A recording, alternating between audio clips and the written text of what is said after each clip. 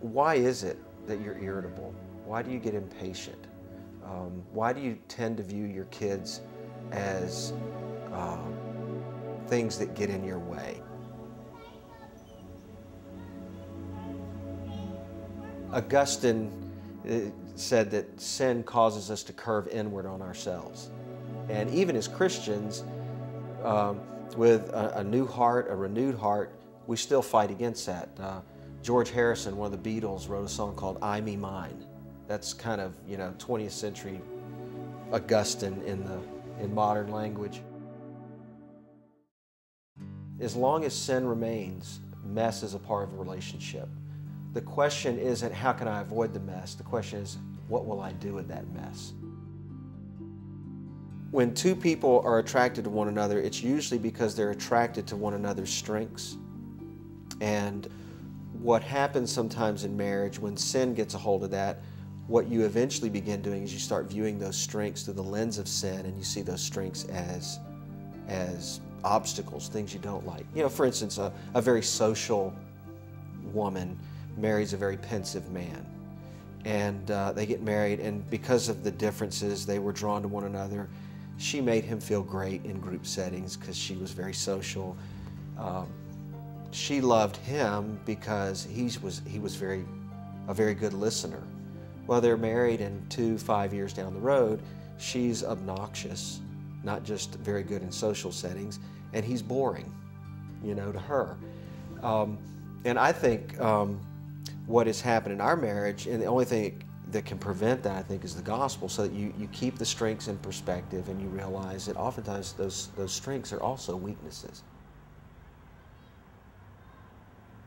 Your temptation is to say, these people in my life are here to create pain, and they're supposed to be here to serve me.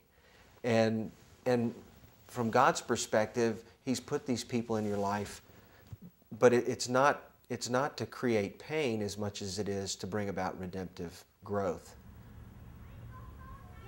Relationships are designed by God to reveal that stuff in us. And when we do blow it, when we return, what's encouraging, what I've seen, is it doesn't just bring the relationship back to where it was before you wronged the person. If there's genuine repentance and a real genuine asking for forgiveness, the relationship actually matures. It goes further, it goes deeper.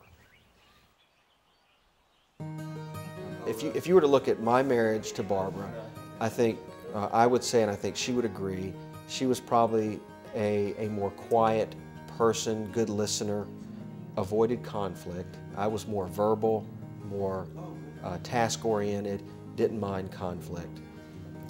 She could be a conflict avoider. I could be hurtful. I could be insensitive. And if you look at the past 18 years of our marriage, you would say that probably both of us have grown, and God has used each of us in one another's lives. She's much more confrontational now in good ways. And I think, and this is on one of my good days, I think I'm a better listener. I think I'm a more gentle person.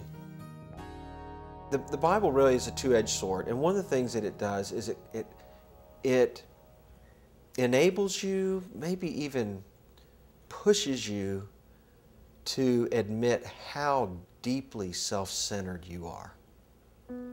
And that's one of the reasons you don't like the Bible. And yet at the same time, it shows you a God who is committed to rescuing you from your own self-centeredness. And I would say that right there is what is utterly unique to the Christian message, the Christian gospel. That at the same time, it lays you bare and shows you how deeply self-centered you are. Even though you don't believe it, you are. And yet, here's a God who would rescue you in the midst of that and commit to change you. I mean, this is pretty amazing, change you ultimately into the image of His own Son, Jesus.